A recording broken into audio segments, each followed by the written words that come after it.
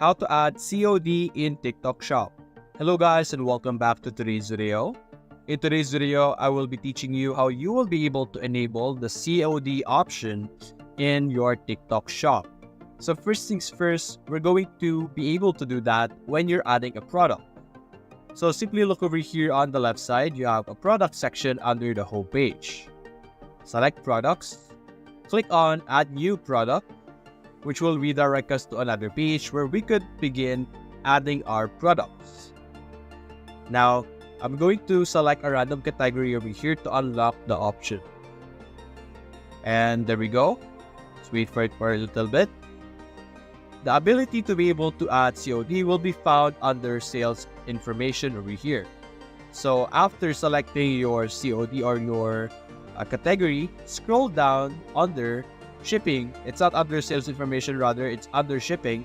And as you can see here under delivery option, we have cash on delivery. Simply enable this to enable or to add COD on your products. So that's basically it guys. If you enjoyed this video, leave a like and subscribe. Thanks for watching.